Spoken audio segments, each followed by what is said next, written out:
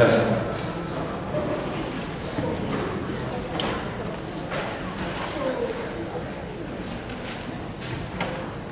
Mike?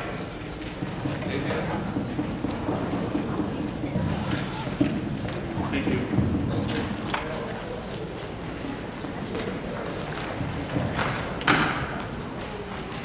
Calling the meeting to order. This meeting has been posted and announced in accordance with Chapter 231, Public Law 1975. Mr. Democrat, please call the roll. Mr. Barrera? Here. Mr. Kugler? Mrs. Lamparello? Here. Mrs. Torres? Present. Mr. Valon? Present. Ms. Goldman? And Mr. Rivera. Present. Now, a motion to approve the minutes from the February 22nd public meeting. Second. Is there any discussion? Hearing none. Mr. Barrera? Aye. No, none. Mrs. Lamparello? Mrs. Torres? Mr. Valon? Yes. Ms. Goldman? And Mr. Rivera. Yes. We have a representative from the student government organization tonight. Good evening, ladies and gentlemen. My name is Jessica Cison, and I'm the Student Government Organization Parliamentarian. On March 17, 18, and 19, the BHS Theater Arts Company presented Into the Woods in the Connie Francis Theater. Congratulations to the talented cast and crew who put so much dedication into their performances, especially the teachers, Ms. Lombardi, Ms. Curtin, Mrs. Tagg, Mr. Ori, and Mr. Gashion. Thank you for putting on an incredible show. Furthermore, 16 girls from the Belleville High School softball team went to Florida for their spring training from March 15 to March 20, where they played a total of 6 games. On March 29, the National Honor Society will be going on a trip to volunteer at the Community Food Bank Center. On the same day, FBLA will be going on a trip to Wall Street. They will be visiting the New York Federal Reserve Bank and the Museum of American Finance to learn important assets concerning finance and marketing. In addition, the SGO will be hosting a spring blood drive on May 18 that will be sponsored by the American Red Cross. Finally, next week on March 28th through April 1st, the SGO will be hosting a Spirit Week in which students have the opportunity to dress down based on different themes. Thank you, and that is all from SGO.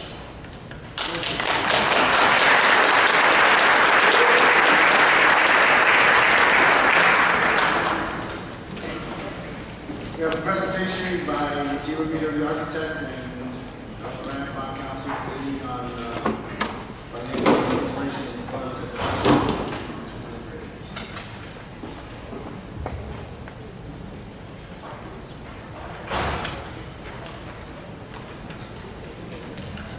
Good evening, ladies and gentlemen. Board, I'm Jeremy Rubino, principal of the firm to Rubino Architects. We're here tonight just to give you the board a report where we are with the boiler replacement project at middle school and school number 8.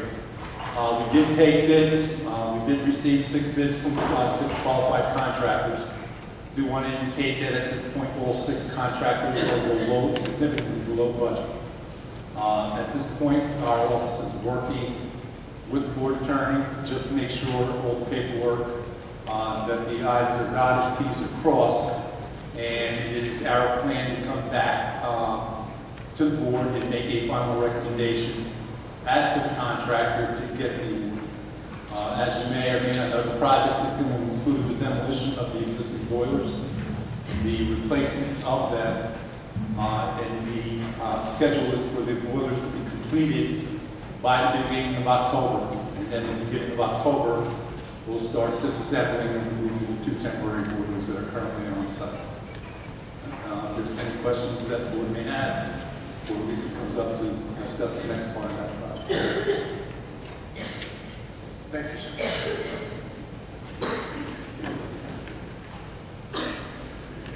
Good evening, ladies and gentlemen. My name is Lisa Gorab. I am from Lumenskol and Spitzer, and I'm your bond attorney. And you have a resolution that you will be considering this evening, and that resolution will allow that project that Mr. Rubino just described, the boiler project, to be financed with a lease purchase agreement over 5 years. The lease will be issued in an amount that would just pay for the boilers, no more, no less. It'll be financed over a 5-year period. We are seeking proposals for the interest rate on that lease, and once we receive those, the lowest interest rate proposal would be the proposal that we would agree to. Prior to the adoption of this resolution, the board is required to hold a public hearing specifically on the boiler replacement and the lease purchase. So if you would like to open the public hearing, accept any comments, I'm happy to answer any comments, and then the resolution can be adopted. Thank you. We're going to open up for public comment on this resolution. If there's anyone from the public that would like to speak in this matter, please come forward, state your name, municipality of residence, and group affiliation.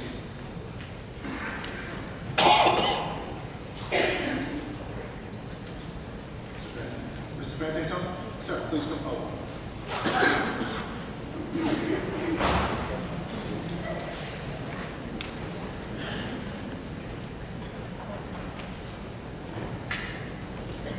Good evening, administrators and elected officials.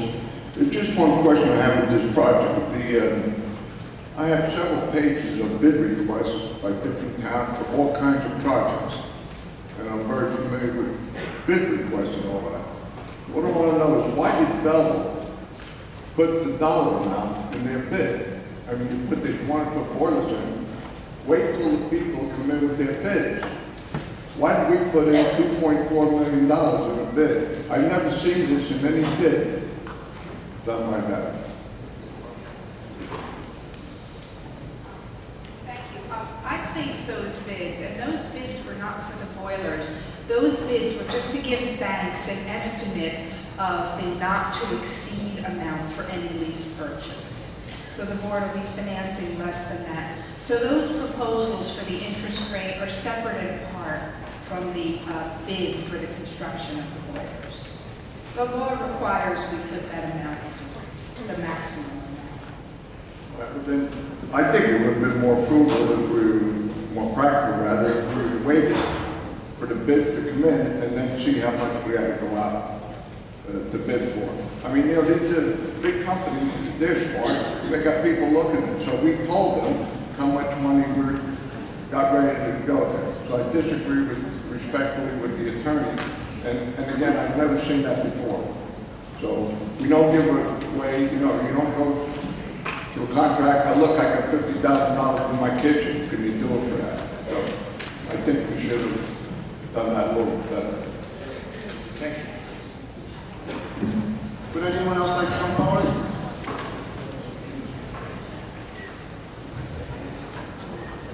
Moving on.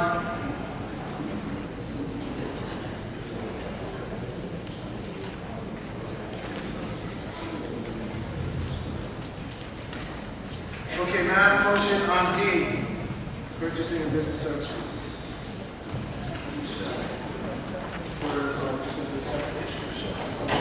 For D7, may I have a motion, please? Second. Is there any further discussion? Mr. Dunbar? Mr. Pereira? No. Mrs. Lamparello? Yes. Mrs. Torres? Yes. Mr. Valon? Yes. Ms. Dolan? Yes. And Mr. Rivera? Yes.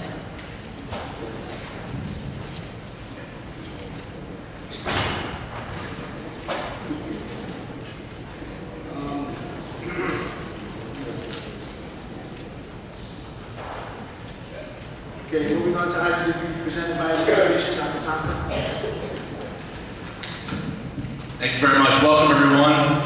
This is a great evening. We get to recognize our teachers and professional educational specialists of the year. I welcome all of you tonight, and I'm honored to stand here before these individuals and appreciate all they do for our students and our district. I'm glad you're here to celebrate that as well. What we're going to do is call up the building principal or designate, because I know we have one or two principals that are out, and we will have them present with Mr. Rivera the recognition tonight. So if we could have, I believe Mr. Klein is going to speak for Mr. Rhodes. Mr. Rhodes, guess I could say, pulled his back pretty bad. For those of you in his building know what I'm talking about. He tried to make it throughout the day, but he's somewhere in traction, I think, right now. So we'd like Mr. Klein to come up and talk about school to read books individuals. Good evening, everybody. Mr. Rhodes called me about an hour ago. He went from the chiropractor to the doctor. I think he's pretty doped up right now on muscle relaxers, so he said it definitely wouldn't be a good influence if he was here. But he did ask me to say some words for two fantastic professionals, both of whom that I know closely because I've been in the building, school number 3 for a long time. Suzanne Giovanni, she's a first grade teacher at school 3. For anybody who knows her, the best way really to describe her would be vivacious. It doesn't matter where you are, whether it be before school, during school, after school, at happy hour. She's always there with a passion, and she just wants to have fun, and she's committed to the cause. She's an individual that if you need some assistance with whatever it be, before school, during school, after school, she's always there, and she's always going to be working with a smile. She's fantastic. Is she here? I haven't. Suzanne, come on up, Suzanne. Come on.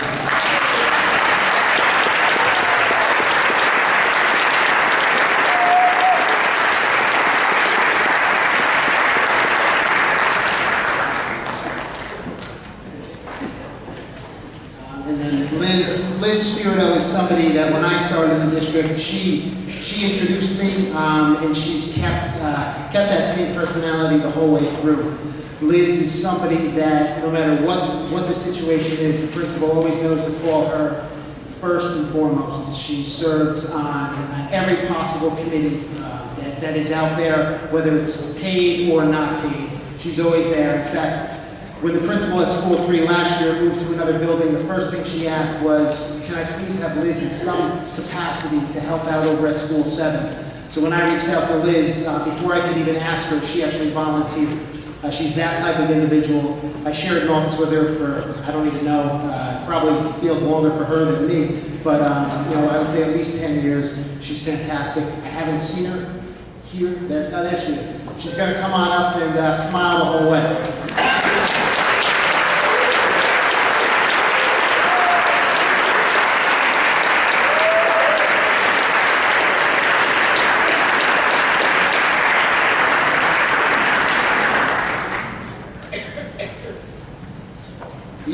These two, one more, round of applause for these two.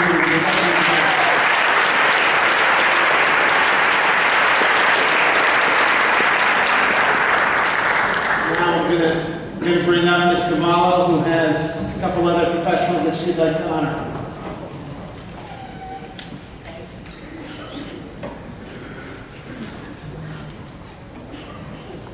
I'm going to apologize. I dropped my book coming in here because we're a little out of order, so I apologize.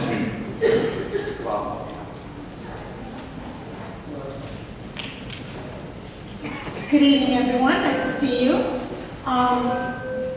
First, let me say that I'm honored to be at School 4. I love my School 4 staff. Middle school, I miss you. Wherever you are. I just wanted to say hello to you wherever you are. Paula, my governor's teacher of the year. It was my pleasure meeting you this year. I walked in, I knew no one. I'm going to keep it short, I promise. But I knew no one this year. I walked in there and you greeted me with your smile. You greeted me with all your characteristics that you bring to the table. Okay? With that, we bonded with our children. We bonded with our migraines. We bonded with how much our husbands get on our nerves. I'm just kidding. Just kidding, husband.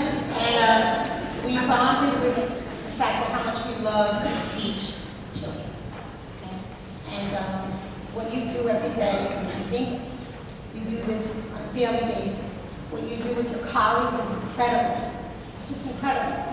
You go above and beyond daily. Even when that head is banging a million miles an hour and I know how it feels. You're just 1 in a million. And it's my pleasure to work with someone like you. And You are one of Belleville's finest, 15 years, so it's my pleasure.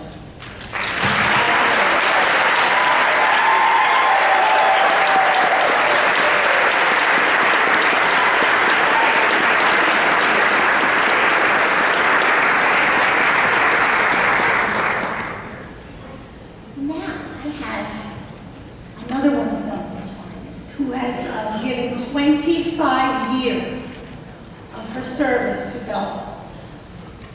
This is hard for me because I've only known her 4 years. I've worked with her for 2 years at the middle school. And then she left me.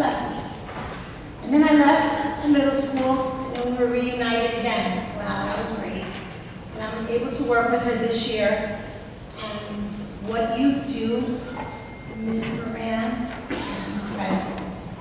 What you do on a daily basis with the children. It doesn't matter if they're 5 years old in kindergarten or all the way to 8th grade. Whether they're putting chicken nuggets in their pocket, and they're doing it, or they're having some, what we call real world problems all the way up to 8th grade. So with that, I'm going to miss you terribly because not that everybody knows, and I know it's approved somewhere in there, but I know, I'm sorry, I just feel that. I know everybody knows you're leaving, sorry. I'm going to miss you terribly because you are one of a million as well, and I am such a lucky person to have worked with you. And so is Bella. So congratulations.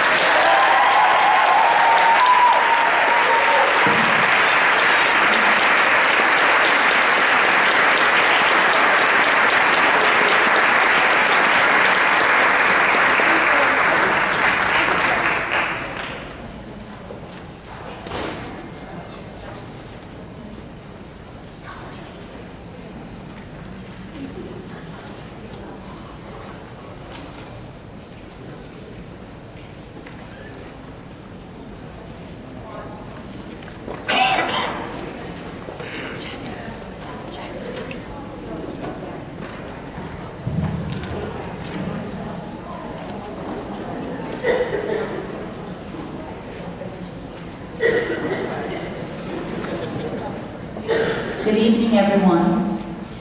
It's no secret to anyone that knows about School 5 how close we are. We're really a family, and my staff is just incredible. So each year when one of my staff members gets recognized, it's just something that it just has to be, because they're stellar. Every single one of them is stellar. This year, I am so honored to recognize, we are so honored at School 5 to recognize my 3rd grade teacher, Heather Songjin, as the Teacher of the Year. She's not only an ELA teacher, she's a specialist. She's my head teacher in the morning. I don't know what I would do without her. She's professional, she's collegial, she's passionate. She never, ever, ever complains about anything, no matter how hard the day goes. And that's the truth. And I could say that it's a pleasure to be her boss, but I'd rather say it's a pleasure to be her friend.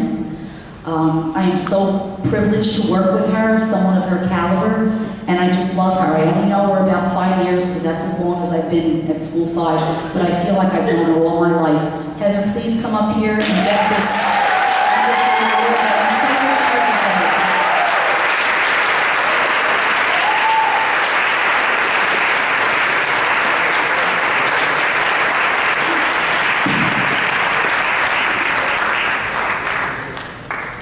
My educational services professional is Mary Ann Ross, and she is so much more than that. She is one of the most phenomenal teacher's aides I have ever seen. She's been in the district for several years. I worked with her at number 9, and now I'm privileged again to work with her at number 5. She is so much more than a teacher's aide. She is so much more.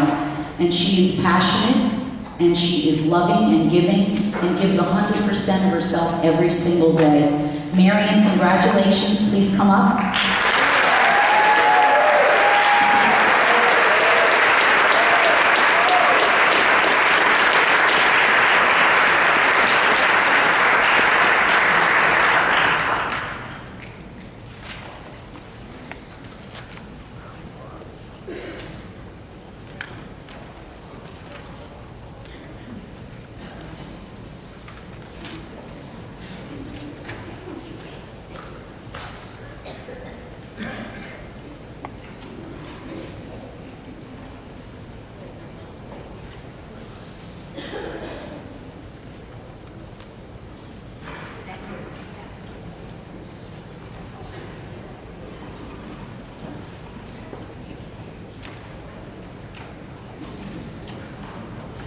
Good evening, everyone. My name is Lucy Demakoff, and I too cannot tell you in mere words how honored and blessed I feel to truly be the principal of school number 7. This is my first year at number 7, so I did have the pleasure and the honor to meet some very, very fine, Belleville's finest educators. Our Governor Educator of the Year this year for 2015-16 is Jackie Frantantoni.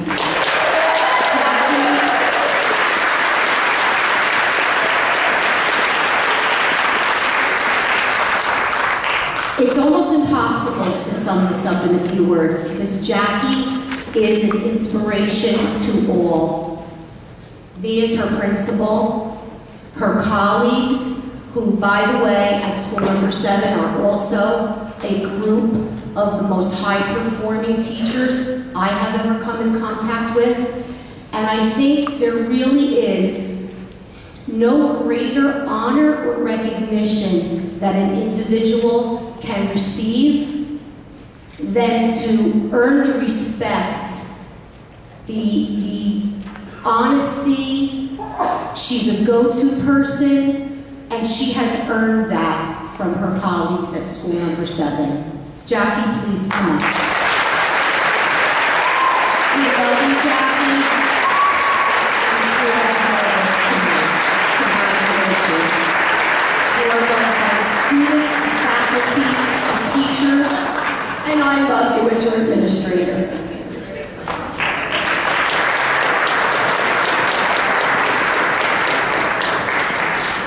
Okay, moving on to our Governor Service Professional is Mrs. Brenda Pacheco. She is a paraprofessional in school number 7, and once again, I can go on and on about Brenda. She does a phenomenal job for us in the classroom, in our preschool classroom, in our lunchroom. If I have to step out of the lunchroom for a moment, I know she has my back. She is there for the children. I can't tell you how many compliments come in on a daily basis about how well Mrs. Pacheco takes care of our student population. We love you, Mrs. Pacheco. You do a wonderful job for us at number 7. Please stand.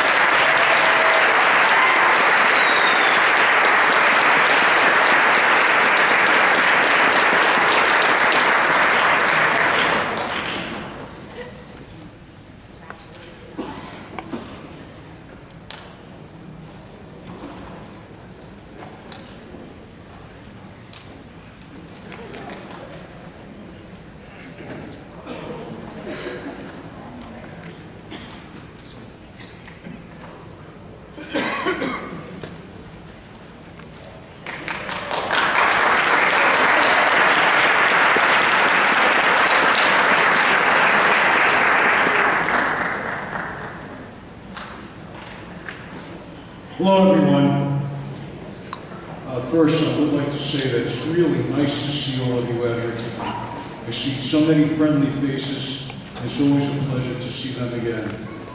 I would like to, at this time, also congratulate all of the Teacher of the Year recipients. From my experiences here in Belleville, I've met many wonderful people, and tonight just exemplifies just a small portion of who they are. But once again, congratulations. Tonight we have 2 recipients. The first, our classroom teacher. How do you describe the teacher's teacher? How do you describe the consummate professional? Well, we know certain things about her. Her classroom environment is characterized by respect and rapport. Her lessons are informative, yet engaging. Her students love her. They learn and enjoy coming to the class daily. In between instruction, she is kind, caring, personable, and thoughtful. I am pleased to introduce Joanne DeVito.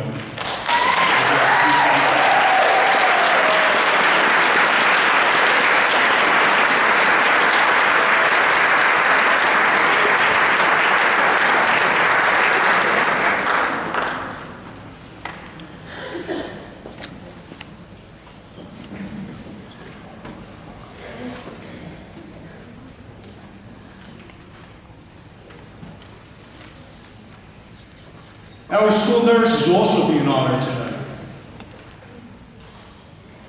Her office entrance tends to be a revolving door. Students stream out, stream in, for a variety of ailments. A skinned knee, a stomach ache, a runny nose, and many times with tears. Yet, everyone is important, and everyone leaves well treated and comforted. A woman, a knowledgeable woman, a woman of great compassion, a respected colleague. We are pleased to honor Jennifer Alvarez.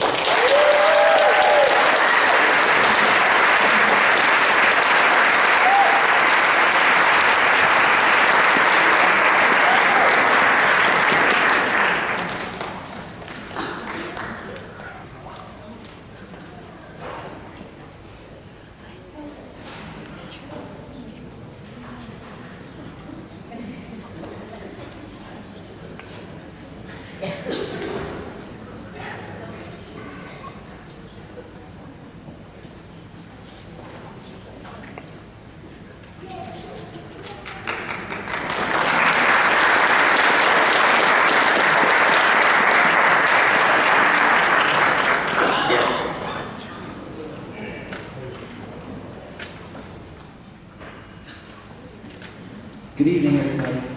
Well, I just rounded out day 3 at school number 9. So, our honoree tonight is Elaine Hudak. And she was the first person to come up to me my first day on Thursday and said, if you need anything, I'm there for you. The joke going today was, Elaine, all day was, Elaine, I'm going to try to find some person to say something nice about you. And it went on all day, and I'm still looking. But we would be here till April 18th if I could say all the things that people said about you.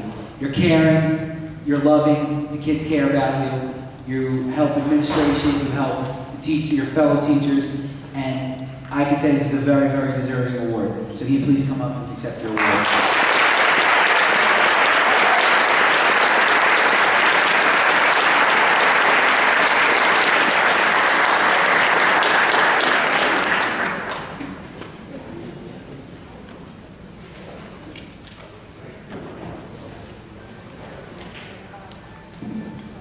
Good evening, everyone.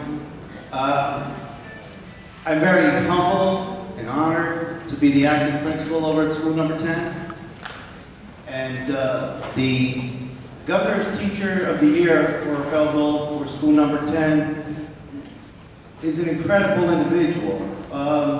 He has a rapport with the students unlike I've never seen. He commands respect, and yet the students really love him. He's caring, kind, considerate, and I could go on and on. One of the things I like about him most, he's like the quiet man. Few words are spoken, but when he does speak, I listen carefully. And so with that, I bring up to the podium Mr. Charlie Moran.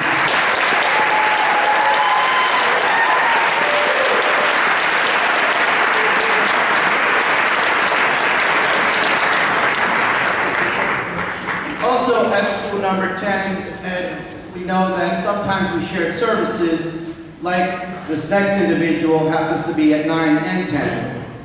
She's been in the district a long time. She also does an amazing, amazing job. Very few people could do what she does. Incredible in that she does and gives students the ability to speak when they have difficulty speaking. And so I bring up Ms. Janice Ferrero.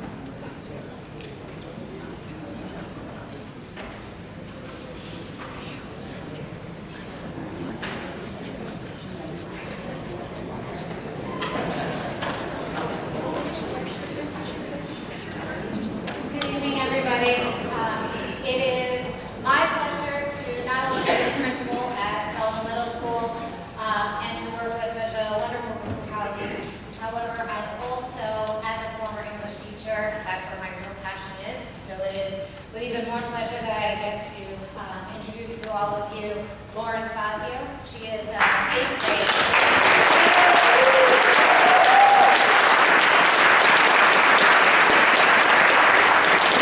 She's an 8th grade ELA teacher and was one of the first people that I met over the summer who introduced me to the district, to the school. And not only is she dedicated and loves her students, but more importantly, she was willing to take risks in the classroom. She is willing to bring things to the table, whether it be technology or new ideas. And more importantly than doing them in her classroom, she's willing to share them with others and let others see what she's doing. She's always willing to let people come into her room. This year, in addition to her primary position as an English teacher, she also serves as a team leader. She is a tutoring club advisor. She's always bringing new ideas to the table. And even tonight, you'll see that she and another colleague are working on an Art After Hours program, which we are excited to bring to Belleville Middle School. Lauren's passion for language arts and her passion for the students are obvious in all that she does. And we'd like to congratulate her on this huge honor.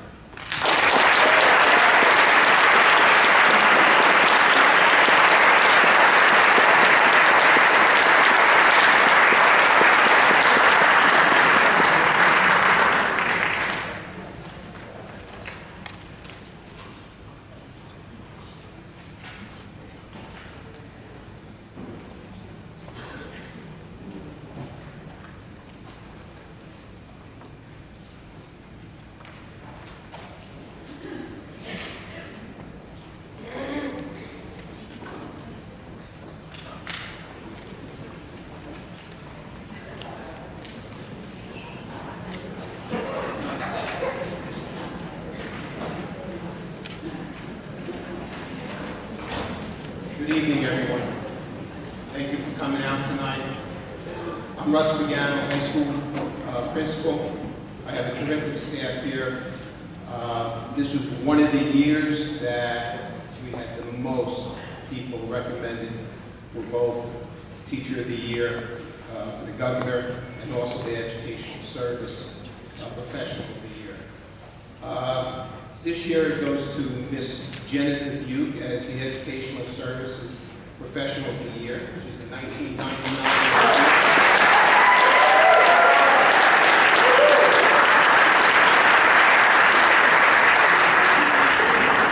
She's a 1999 alumni of Belleville High School. She graduated from Montclair State University in 2004 with a Bachelor of Arts degree in psychology.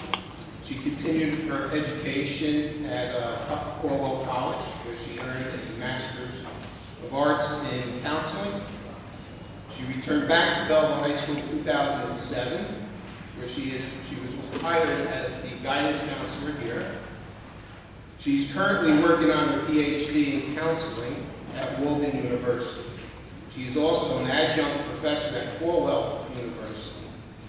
She's the organizer of Project Graduation here at Belleville. I kind of roped her into helping Mr. Politano with the Mr. and Miss Belleville. She goes way beyond what is called for her each day to help our students and our teachers here at Belleville High School. So I would like to bring Janet Dubuque to the front.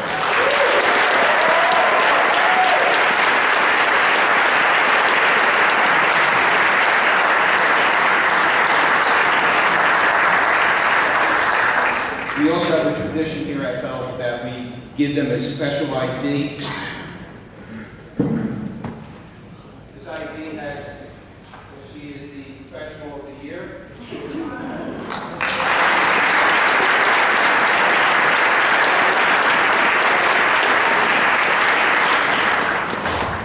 She also received the Belleville pin. Our Teacher of the Year is unique. It's Mr. Bart. He's a graduate from Central Connecticut State University. I don't know how many of you know Mr. Bart. He was in the private sector for many years as a trade manager, sales manager, national accounts manager. He left all of that because he wanted to be with children. So in 2005, he left the private sector and started his career in education. He started as a substitute teacher first, then to a paraprofessional for several districts for several years. In 2009, Mr. Bart received his master's degree in education from the College of St. Elizabeth. In 2011, Mr. Bart was hired by the Belleville Board of Education to teach business. In June, or actually prior to June, Mr. Bart had a private conversation with me, and I had Mr. Bart's permission to talk to you right now about this. I wouldn't do it unless I did. He has a serious illness that he had to be out probably a little part of June, and he made it a little part of June. Some of us would have took longer. He was out the whole summer. He came back, he pushed himself all summer, came back September so he could be here with the children. Most people would still be out today, but Mr. Bart had the desire, dedication, and the drive to make sure our kids had an educator in front. So, you know that Charlotte Danielson, we all live in the effective? Well, Jenna and Mr. Bart definitely live in the highly effective. Come on.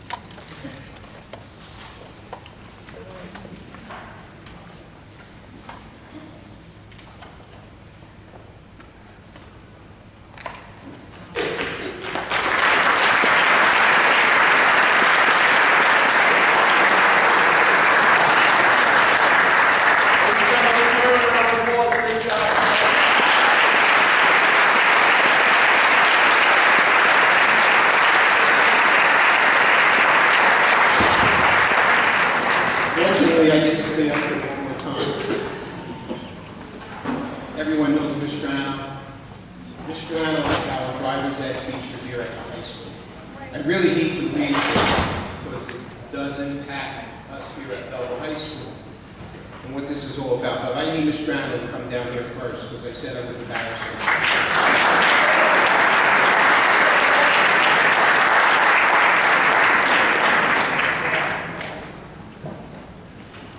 On Sunday, February 21st, at the annual awards banquet, the New Jersey Association for Health, Physical Education, Recreation, and Dance, Ms. Strano was recognized for her continuous hard work and dedication in education, a total of 18 years.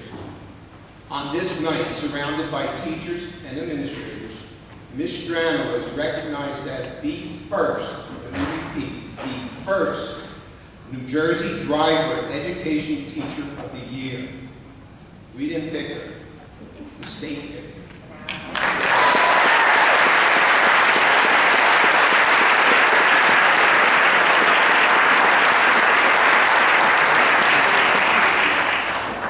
And you know how I spoke about living in the effective? Ms. Strano lives in the highly effective every day. She starts her day here at the high school. It's like clockwork, 6:20 a.m. in the morning, walking down the hall. That's the type of person she is. Ms. Strano was also awarded with a $275 gift certificate to Flags. That money was for her. She turned around and decided to buy or donate the money on items for the physical education and driver's ed program here.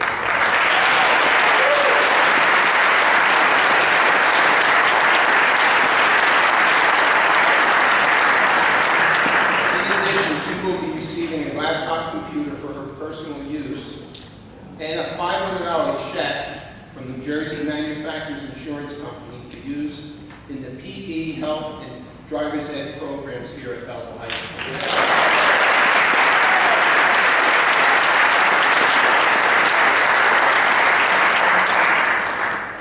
Before we present the check.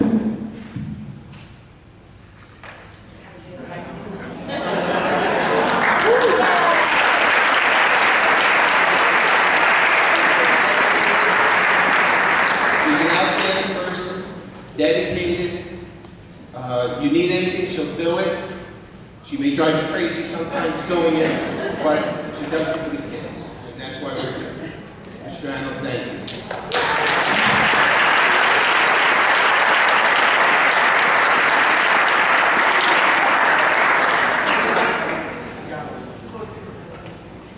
Ms. Strand just handed Mr. Rivera the check for $500, the receipt of all the equipment she ordered for the school. We'll pass it on to Mr. Demikoff tomorrow morning.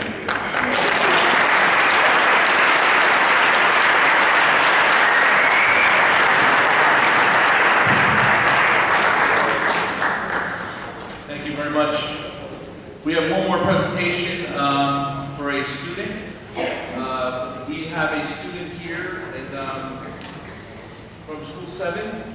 So Ms. Demikoff, would you like to just maybe assist Mr. Rivera?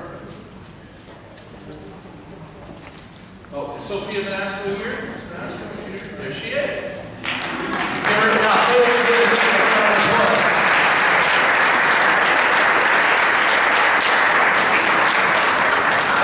I'm extremely impressed. Ms. Vanasco did a drawing, and it was county clerk has decided to put that drawing on the front of their municipal guide. So I have it here. We'll post this picture. Mr. Costa is going to post this on the website so you can all see it. But we'd like to honor her for being the Belleville student who was chosen.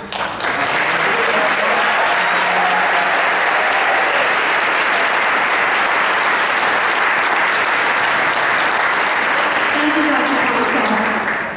Sophia, come forward, please. We are so very proud of Sophia. Congratulations, sweetheart. Sophia entered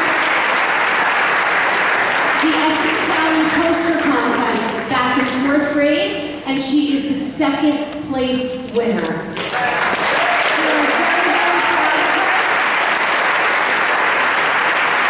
She did a phenomenal job. I hope you have an opportunity to look at the calendar. Her drawing is absolutely superb. Thank you.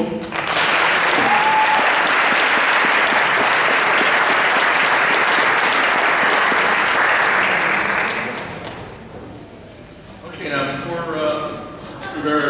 I pass it on to Mr. Egan for a report, just a few things. On the agenda this evening is a newly attenuated or proposed to the board tonight calendar with calendar changes on. Now, somehow the rumor got out to everybody with some of the changes already. I don't know how that happened, but what we are proposing tonight are 3 snow days returned to the district. Right, thank God that snow today didn't happen, right? And we collectively got together and tried to see what would help out parents and students and everyone. So you'll see that the new calendar will be available tomorrow. We'll go home via backpacks and online and whatnot. And hopefully it's approved. You'll see a change March 28th, which is next week. So parents, please make aware of that. That's the day after Easter. So now we'll have this Friday, Saturday, Sunday, and Monday for that weekend.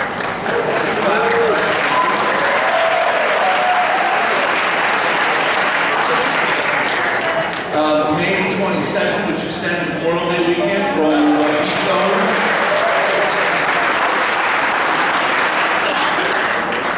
And then we chose an ancillary day in June, just in case we did need another snow day, we would have to pull it from there. So June 10th, except unfortunately for school number 5. Boo, school number 5 in January had to close for a water main break, so again, that's going to be your day. So, let's clap again. Good job.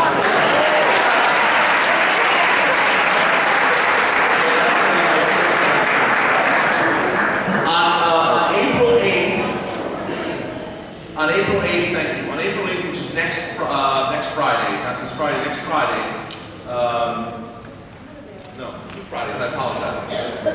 On April 8th, when we have spring recess or our mid-break there, we will be hosting what we are considering an active shooter scenario. What this is a simulation where agencies from various towns and institutions are going to come and practice live active shooter scenarios, hostage situations, etc. It's called a simulation because we'll be using actual paint bullets, and it's a real calls will be going into the Belleville Police Department.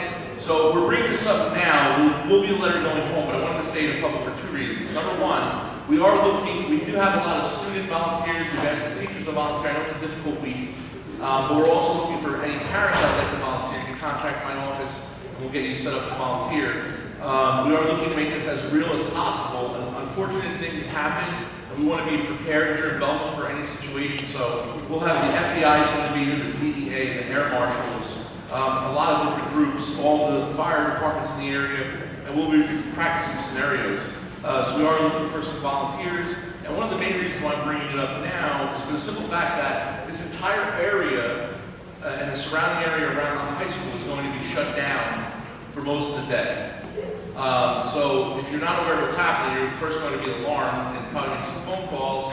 And if you have any travel that day, please stay away from this area. It's going to be bedlam, okay? No, if you're not volunteering, you're not approved, you're not allowed on campus at all. So please, if you'd like to support us in helping us make this a safer environment and preparedness, let me know. You can email me at Superintendent in Belleville or give us a phone call. We'll definitely get you involved. So thank you for that.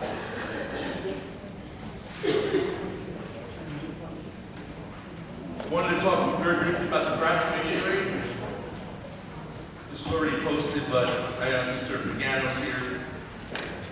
We had an extremely impressive increase in graduation rate from 2014 to 2015.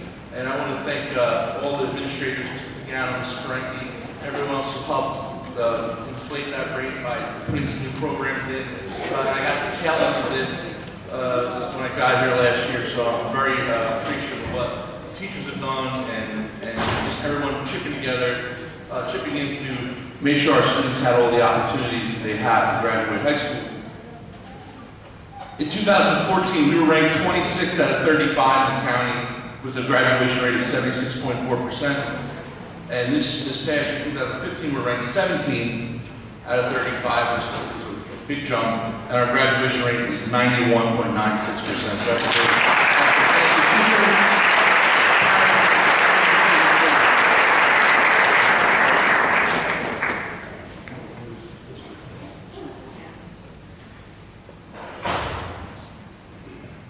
Just one more thing. I have to tell you, we do a lot of great things here, a lot of teachers here, so I want to get it out there.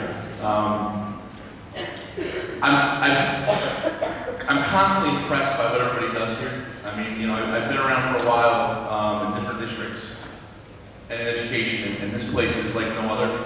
I'm not just saying that because you're all here. Not only the teachers, but even the parents, the involvement, even the community involvement, the questions we get, the questions we have to answer. It really is a great testament to this town. The music programs, we all always talk about athletics, and of course, you know, everybody watches a game or whatever, but the music programs, everything, including the play, just this past weekend.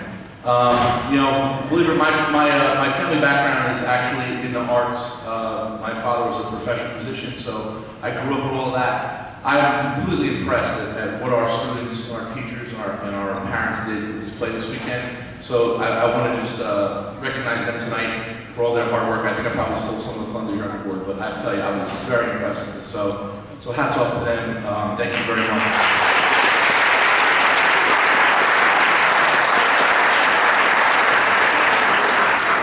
That's it, Mr. President. Progress. Thank you, report from the state monitor, Mr. Egan. Thank you. Just quickly, because there's a lot of good news tonight, and I hope parents, teachers, and the community can see that we are going in the right direction. The fact that the high school graduation is up is terrific, and as more test scores come in, we see the improvement in all levels. With regard specifically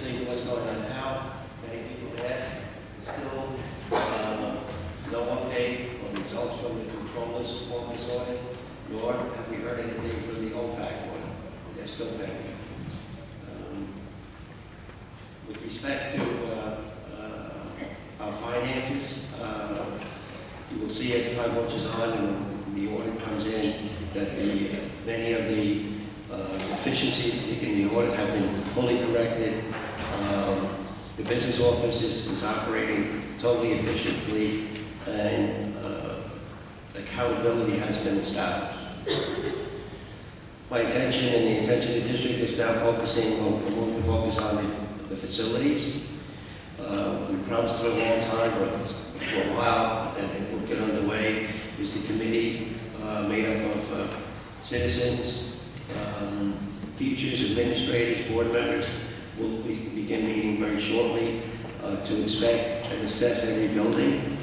We would expect the input of the building principals specifically for each of the buildings that they're responsible for, so we can get a comprehensive plan put together to repair our facility.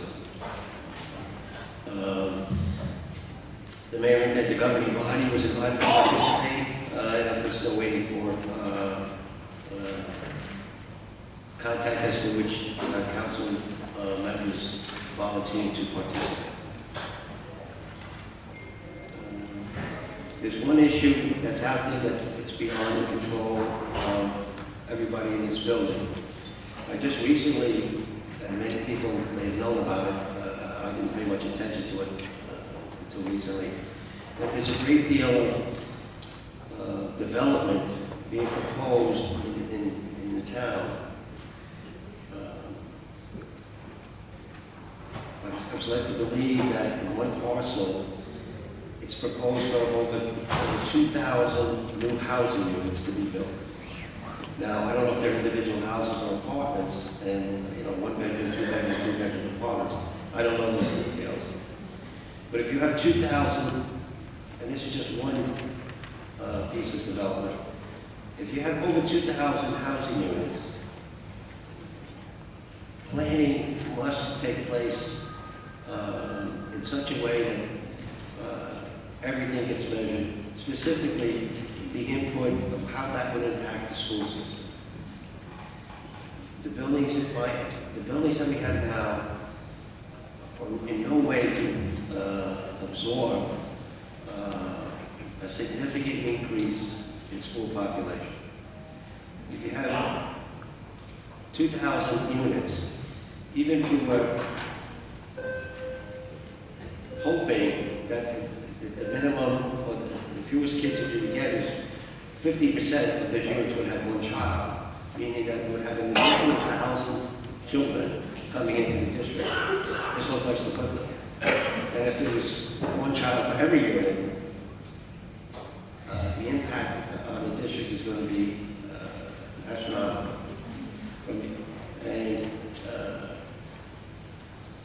with all increases in population, you know that there would be a percentage of children with disabilities, which would impact the special education.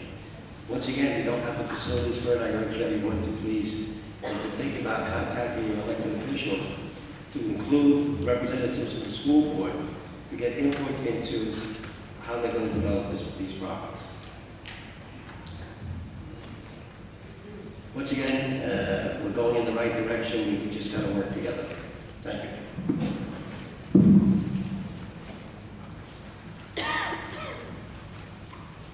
Thank you, Mr. Egan. Dr. Tomko has some changes to the agenda. Yeah, just very, very quickly.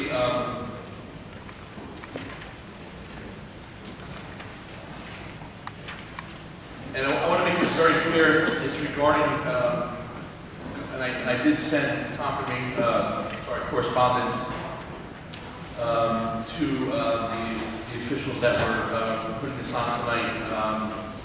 We have a conflict with a few days in between an autism awareness fundraiser and one of the BEA suggested fundraising dates. Even though they're not the same date, that's why it wasn't on the conflict calendar.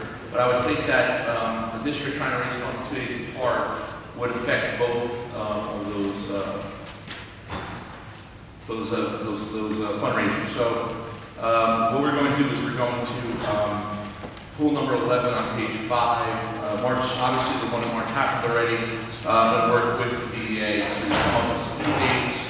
I'm sure that the May 13th date is still going to be fine, but we'll work on something to try to get after the autism thing. So that's the first change. And the second one is just 2 additional activities being pulled on page 8 for the Meadowlands Environmental Center on May 12th, and on May 5th, the Jersey Explorer Museum student conference will be pulled. Thank you. Thank you, Dr. Tomko. May I have a motion to open for public comment? Second. All in favor? Aye. All opposed?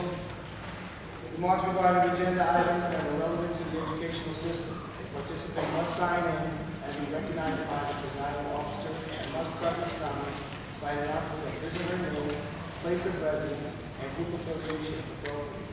The individual shall proceed with a maximum of 3 minutes.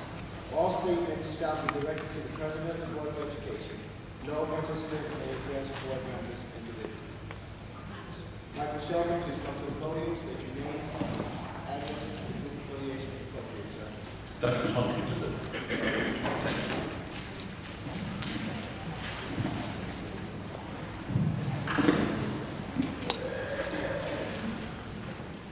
Good evening, Michael. Michael Sheldon, 47 Village Street. My question tonight has to deal with the offshoot of item C13, the Sustainable New Jersey Program. I noticed that Dr. Cosmano is taking on yet another task in our district. Let me just back up by saying, as you all know very well at this point, there's been a great deal of community concern, if not outright outrage, following Susan Ravel's removal from as principal of school number 10, only to be replaced, even on an interim basis, by Dr. Cosmano. I started to do a little bit of research on my own, just to come up to speed with Dr. Cosmano's credentials. I noticed that according to the Patterson School website, Dr. Cosmano was a 6th to 8th grade math teacher at Patterson through at least the first half of 2015 before he was hired by the Belleville Board of Education in July of last year. He was earning about $65,000 as a math teacher and hired last year for about $95,000. That's wonderful, $30,000 pay increase. Every teacher deserves that much. As we all know, teachers are the most overworked, underpaid, and underappreciated members of our society.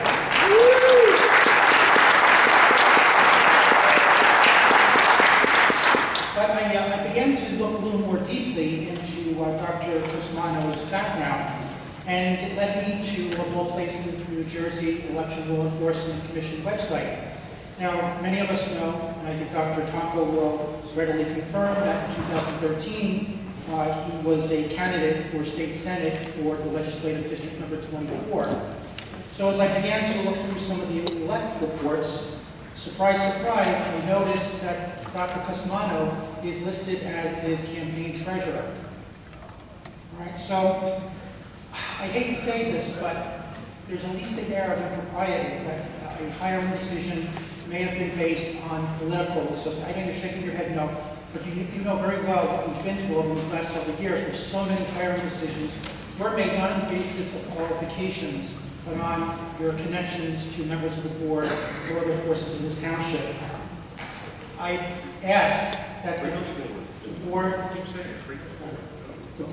please, since when Ms. Ravel was in charge of school number 10, that was the best performing school in our district. It outperformed almost all other schools throughout the state. I ask that you please reconsider putting Ms. Ravel back as principal of school number 10 for the sake of our district, for the sake of our children. Thank you.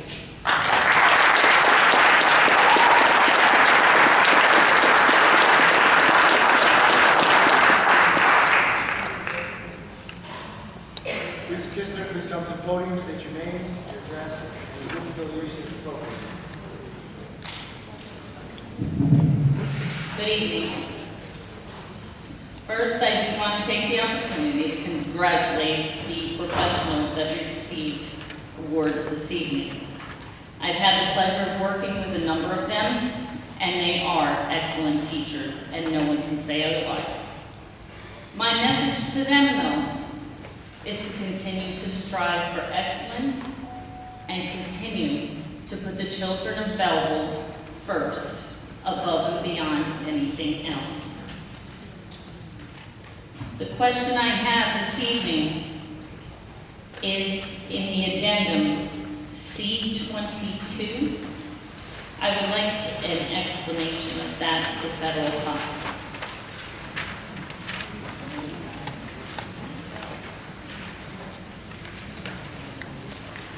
It has to do with the school and facility names. Is that going to affect any school that currently has been named for someone?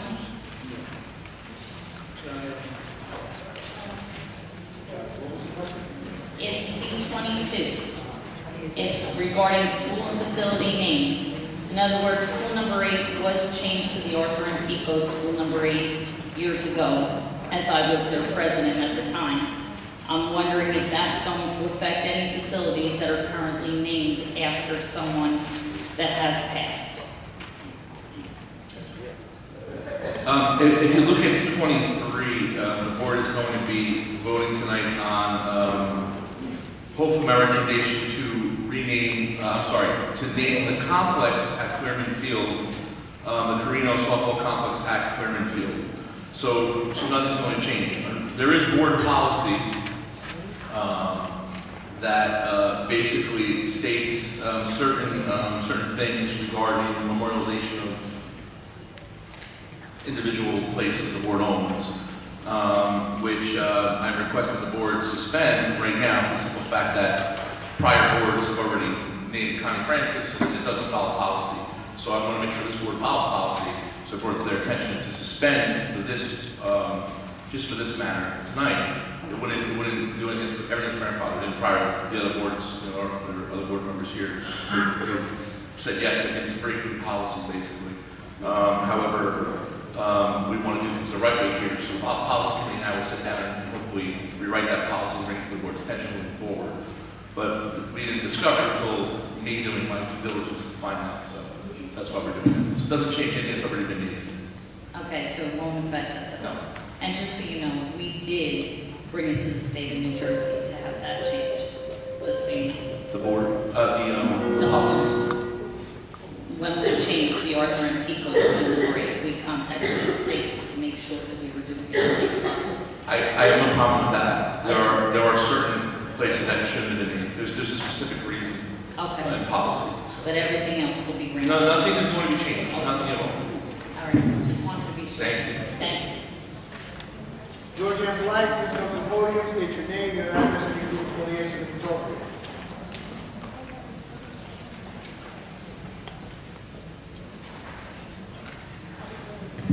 George M. Polite, Belleville. I have a question concerning D4 and D5.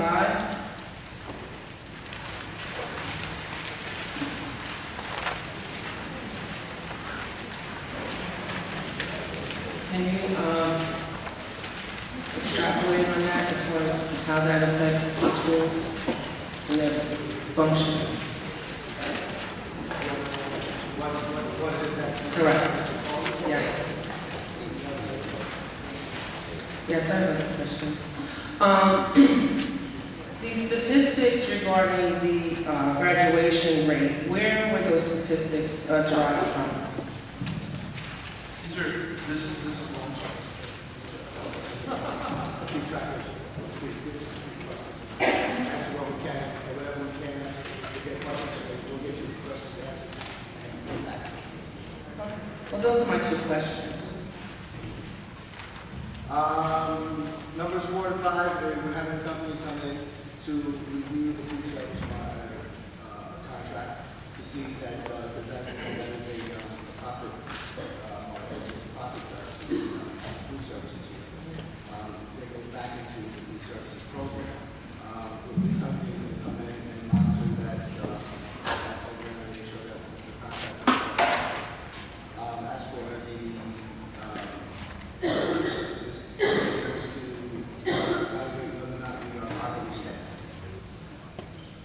And the statistics? Yeah, these are available by the state every year, just accumulation of data that we get. So last year's data rate was on file. It's accumulated, I'm sure you can find it on NewJersey.com or somewhere like that. All right, well, thank you for answering my questions. That's good. I looked up some statistics just sitting in the seat there.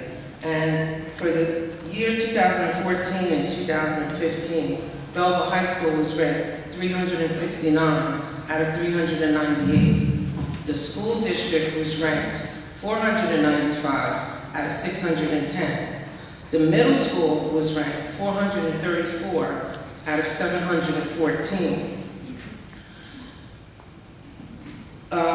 Concerning the school district overall, for 2012, the graduation rate for the entire state, we were at 160 versus 2014 at 294.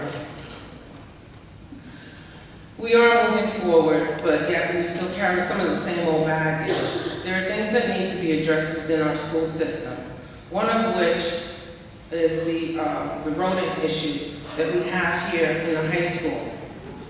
On more than one occasion, and I don't know the difference between mice or rats, there have been rodents that have been seen both in home economics classes and in the cafeteria. I spoke about that years ago and I was laughed at. So we still have this rodent issue and it needs to be addressed. I know my time is up, but you answered my questions during that time. If you want to use your time for question and answer, you still only get the same amount of time. Thank you very much. Where's that policy at? Where's that policy?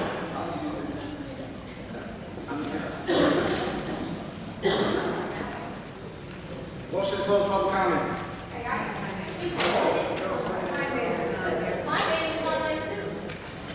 Which session would you like to speak at? Well, this is the list for number one. That's Mr. Sheldon, Ms. Kistner, and Ms. Polite. And this is on, your name, Joe Smith, is on the second. I will call you, I'm sorry? I'm sorry? No, dear, I'm sorry. If you sign up for the second session, I'll call you then. Thank you. Motion to close public comment. Is there a second? All in favor? All opposed?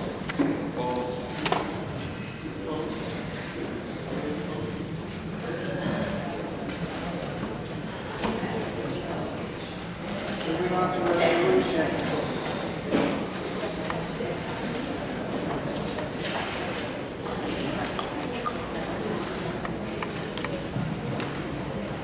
May I have a motion on A, personnel? Is there a second? Second. Is there any discussion? Mr. Demkoff? Mr. Barrera? Yes.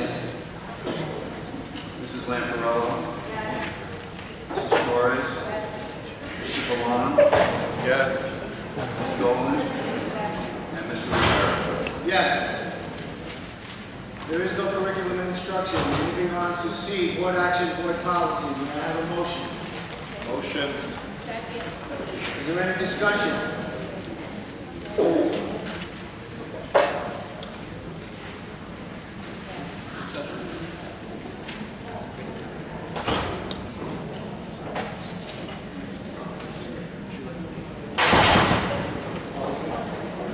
There is a motion to, there's a discussion as to moving the calendar, which is, which letter is it?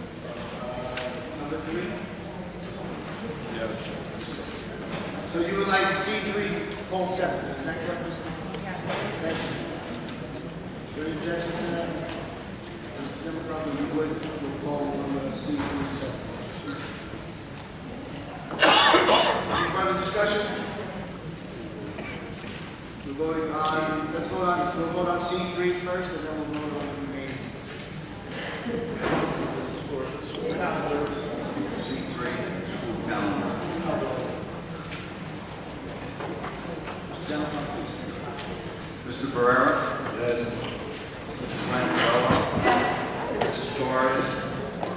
Yes. Mr. Valon?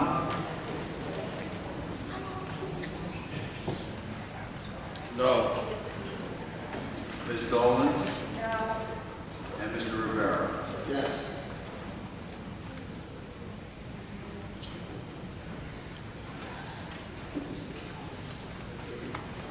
Mr. Devlin, could you please poll the remaining items on the C? These are for the remaining items on C. Mr. Barrera? Yes. Mrs. Lamparello? Yes. Mrs. Torres? Mr. Valon? Yes. Ms. Dolan? Yes. And Mr. Rivera? Yes. Moving on to D, purchasing and business services. Do I have a motion? Is there a second? Any discussion? Mr. Demko. Mr. Barrera? Oh, I'm sorry, before we start, this is the everything except for, D7. All items remaining on D. Okay, all items except for D7, which we voted on already. Mr. Barrera? Yes for all items, and I abstain from number 6. Mrs. Lamparello? Yes. Mrs. Torres? Yes. Mr. Valon? Yes. Ms. Dolan? Yes. And Mr. Rivera? Yes. Moving on to E, finance, may I have a motion? Motion? Second? Is there any discussion? Mr. Demko. Mr. Barrera? Yes. Mrs. Lamparello? Yes. Mrs. Torres? Mr. Valon? Yes. Ms. Dolan? Yes. And Mr. Rivera? Yes.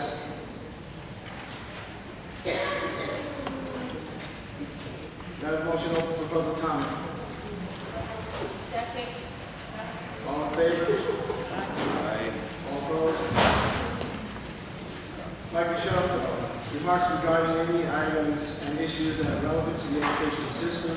Participant must sign in and be recognized by the presiding officer and must preface comments by announcement of his or her name, place of residence, and group affiliation if appropriate. The individual called shall proceed with a maximum of 5 minutes. All statements shall be directed to the president of the Board of Education. No participants or board members individually. Mr. Sheldon, please come to the podium. State your name, your address, and your group affiliation if appropriate, sir.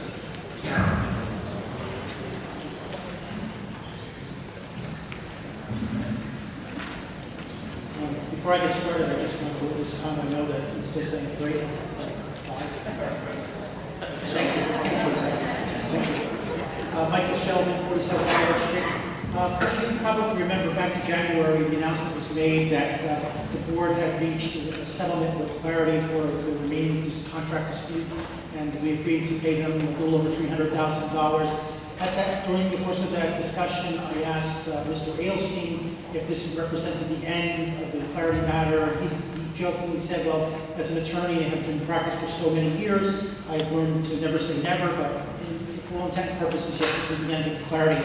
So I asked that evening if we could finally have a full accounting of all the costs associated with Clarity, including all the legal costs.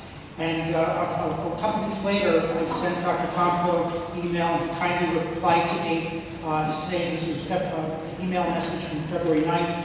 Mr. Sheldon, we're working to gather the information, but the task is extremely arduous due to the fact that there are even costs associated with Clarity contracts prior to the appointment of Mr. Regan as monitor. And that's exactly what I was looking for. I wanted everything going back to previous counsel, Mr. DeMayo, and the previous board members, Mr. Longo and Mr. Frida. I wanted to ask, are you any closer at this point? Can you give us the ETA as to when all of the Clarity information will be finally available?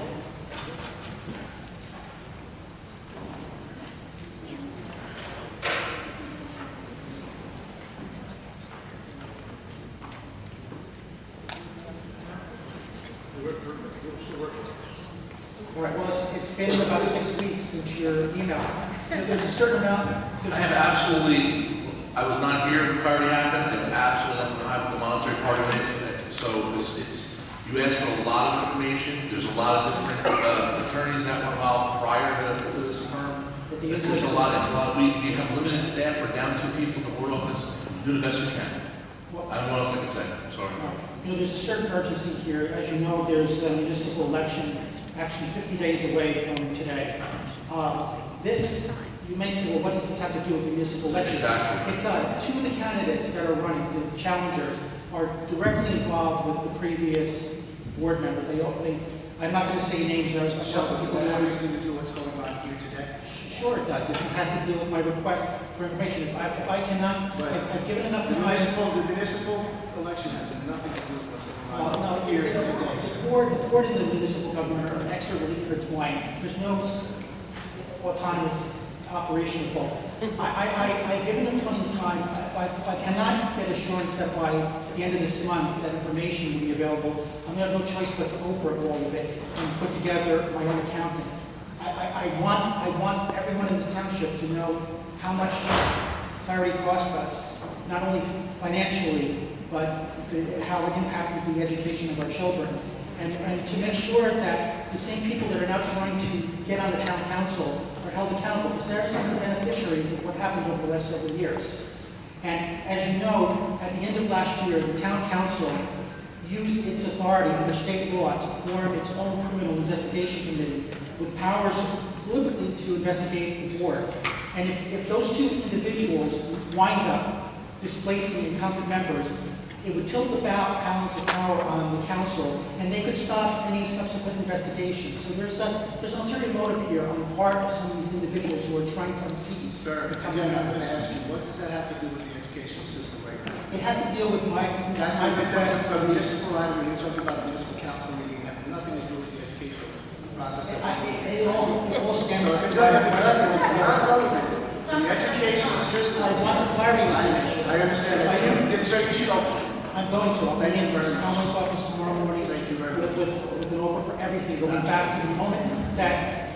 That's perfectly within your rights, sir. That is perfectly within your rights. The other item that I wanted to bring up in my remaining 50 seconds. Last month, I gave everyone summary tables of the park data for 2015. Initially, there was some scoffing that this wasn't really going to be meaningful, but again, I think Dr. Tomko, a day later, he emailed me saying, actually, I've looked at this more closely, and I think this might actually be helpful. I wanted to ask you, I know it's only been a month, but have you had the time to begin to analyze? As I pointed out, if you look at the performance of our students in park, through 8th grade, it looks like our students are doing admirably. They're competing equally with their peers among the state, but as soon as you get to the high school, with the bottom drops out, there's a complete failure on the part of our students with park. And I wanted to ask you if you've had a chance to begin to figure out what might be the causal mechanism. Yeah, again, I thank you for that. We have looked at it. We picked it apart, and I think it was a good admirable job there. So we are looking at it. You are right with those points. So we are going to utilize that, and as you said, I will follow it up. Thank you. Thank you. Thank you.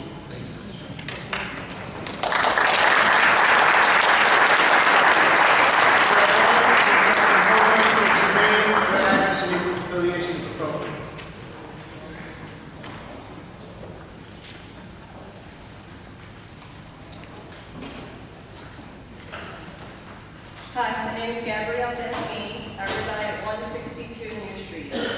I'm the president of the Belleville School Free Homeschool Association, president of the High School Homeschool Association, vice president of the Belleville Crew, and chairperson for Boy Scout Troop 350. Recently, some of our parent organization groups were made aware of a hurtful memo that is undeniably the most despicable form of alienation between teachers, parents, and our children. An organized group calling themselves the Belleville Action Committee has intentionally requested that teachers do not participate in the following activities: dress down days, especially those associated with project graduation, volunteering, after-school activities, including the homeschool events and other school-related committees. The Belleville Action Committee also suggests that teachers attend Board of Education meetings dressed in a specific color to draw attention to themselves. We understand these things are not part of your job, nor do they prevent you from doing your job. It's the message that this message conveys that concerns the parents. Besides parents, teachers are the most important people in our children's lives. We send our children to school with comfort knowing you are there. You are the key factor in teaching teaching our children academics, but also some of life's most important lessons. You answer their questions, listen to their problems, and watch them grow. Next to being home, they have spent just as much time with you in school. We're proud of our children and the friendships they have with their teachers. The problem with the details of the job action memo from the Belleville Action Committee, as we have seen and heard about it, is who is behind it. Why hasn't any teacher or the Belleville Education Association tried to find out? There are teachers that are supporting the list of directives as stated in this memo by carrying out the do not participate in the following activities and attending the Board of Education meetings in a specific color message. Who is this group? Who makes up this group? We can't believe that no one would ask or think about the outcome this job action would have. Is there something to gain by carrying out these directives? Parents want to know. While we understand it is important for our teachers to want people to sympathize with the current situation at hand, the methods above are not a positive way to promote that. Additionally, the perception and attention that has been drawn to our treasured teachers is not appropriately represented, and it is an undeserving condemnation towards them and our children. Anyone who would suggest that teachers execute this kind of job action doesn't have a clue what it's like to have a friendship between a teacher, a parent, or their child. This is what puts a wedge between moving forward from the difficulties of the past and striving towards a better Belleville. Furthermore, the tone of this memo is a disheartening tactic that's been used in other districts to draw attention to teachers working without a contract. Unfortunately, it will not be tolerated in Belleville. At the November Board of Education, Ms. Patty Dolan reported the details of the continuing negotiations with the Belleville Education Association. She was informative, and it was helpful to understand where things lie between the Belleville Board of Education and the Belleville Education Association. We believe Ms. Dolan and her committee are trying to be fiscally responsible to the residents of Belleville. We have confidence in this Board of Education and the superintendent. To the Belleville Action Committee, we are not all in this calculated effort to keep teachers from participating in the activities that they share with the students that look up to them. Thank you.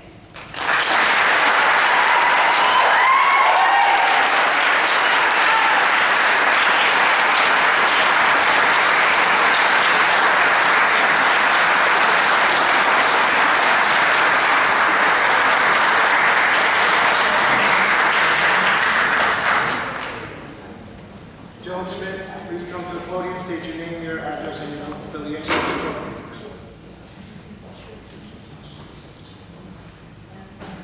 Joan Schmidt, 61 Hill Street. Through the chair, I want to ask Mr. Tomko a question. On the agenda, you approved the appointment of David Rubin to the position of Acting Director of Safety Services from March the 22nd to June the 3rd. Yet when you advertise for a 12-month position for a Director of Safety Services. So could you explain to me what the difference is? The committee, we met with the committee to interview candidates, which we did. At this time, we had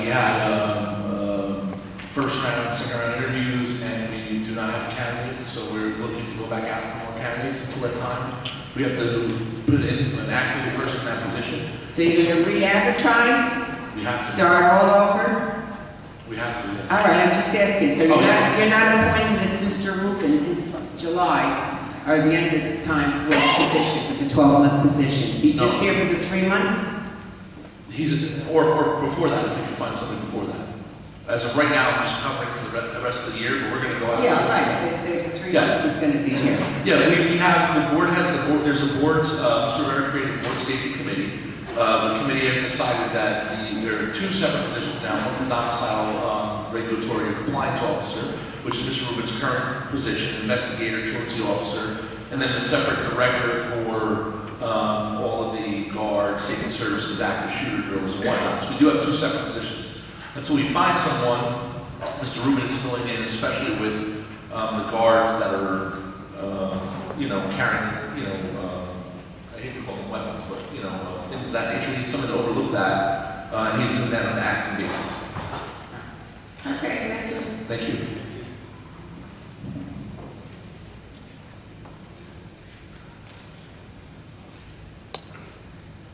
Patricia Wells, please come to the podium, state your name, your address, and your group affiliation if appropriate.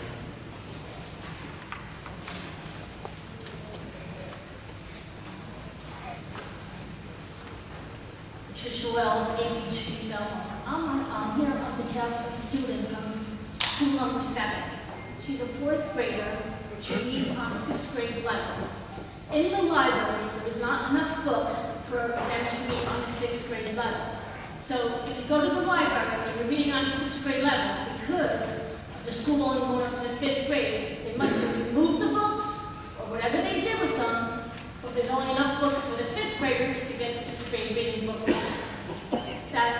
they're reading on the 6th grade level. This is a 4th grader reading on the 6th grade level that cannot get a book out of school number 7.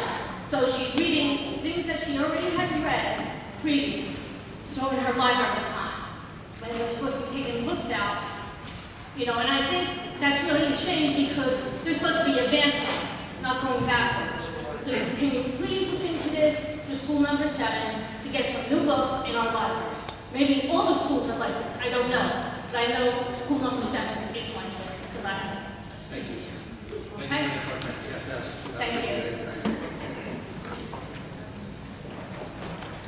Vincent Frantantoni, please come to the microphone, state your name, your address, and your affiliation if appropriate.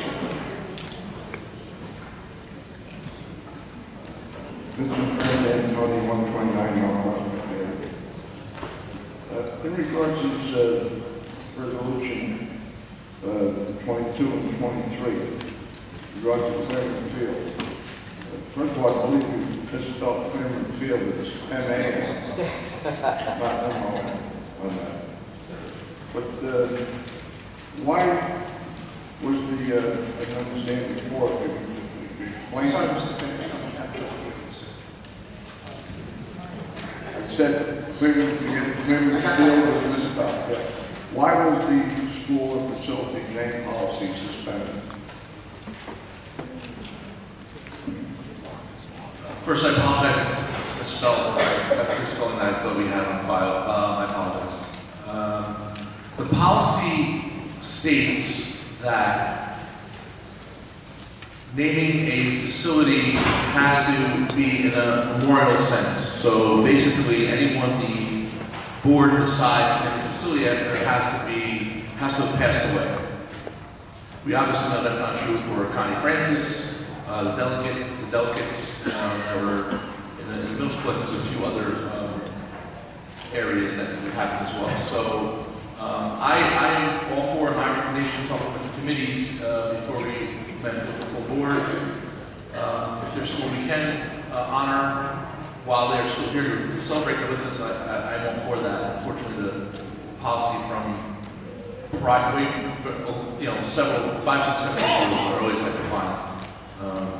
Did state that, so I'm asking the board look at that because obviously previous boards have already approved those facility changes. I think the discussion, and there's a reason that most entities only put on deceased people, because you got the best person in the world, but the rest of his life you could do something that would make you embarrassed for that honor that you bestowed on that person. And we've got some very good examples right here. But I object to that, and the Clearman Field, right in front of the school on the flagpole, there's a plaque there. It was presented in 1925 by David Clearman. So this is the lady, the mayor, and I fought for many years because several decades ago, they were going to tear down those stands. They're iconic. In fact, a movie was filmed there. It was called Luke, Pat, and Joe D. When the film company came in, I saw these people setting up. I was walking my young child at the time, was No. I said, we're a film company from California. This is an iconic stadium. It's beautiful. So I'm asking because the town created a historic preservation commission that does nothing. I'm asking you to appeal to them to declare Cleveland Field and that stadium a historic site. It only has to be 50 years old. That's almost 100 years old, that site. So I ask you to do that. I'd also like to thank Mr. Egan for, and Mr. Tomko, I know you appeared last Thursday at that 4:30 meeting. Mr. Egan, you asked citizens to speak to their elected officials. I and quite a few others have been battling for years. 2,000 units is a little tiny speck. We had a developer, so far we defeated him, next to Pathmark, he wanted to put 6,000 units in one project down there. 6,000 units. You know, 2,000 would kill us. And I want the board members, and I don't know if any of you, some people live in Belleville don't understand the geography of Belleville. We are a landlocked community. We have the Essex County Golf Course and the Forest Hill Golf Course in Bloomfield that landlocks us. There's no way to get through Belleville except Belleville Avenue and Rollins Street. You go to other towns, you jam, you wiggle in and out of the side streets. We can't do that in Belleville. So we have a severe problem of overdevelopment. With 3.2 square miles, over 1 mile, a little over 1 mile, the golf course in the park, we have 36,000 people jammed into 2 square miles. That's 18,000 people per square mile. We can't afford that to develop. So I appreciate you two gentlemen showing up at the meeting. I hope the rest of you board members will put pressure on the council to stop this overdevelopment. And when we had no development in this town, when I first came here 48 years ago, we had no tax increases. We got Essex Park, we were all the big, and in the last 10 years with this development, we got the largest increase in tax in history. And the final thing in regard to that clock, I don't know what you spent on that and what you maintained, but go to your cafeteria after this meeting. For months that I'm aware, the clock says 2 o'clock. You can't fix that clock, and you're embarrassing us with this idiot thing. So I'm asking you to get rid of it and let us speak.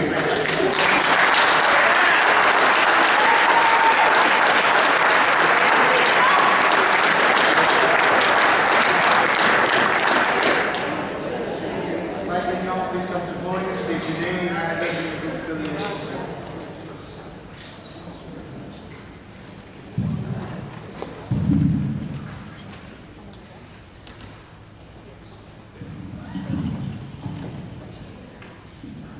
Mike Mignon, 23 Westville Avenue, Caldwell, President of the Belleville Education Association.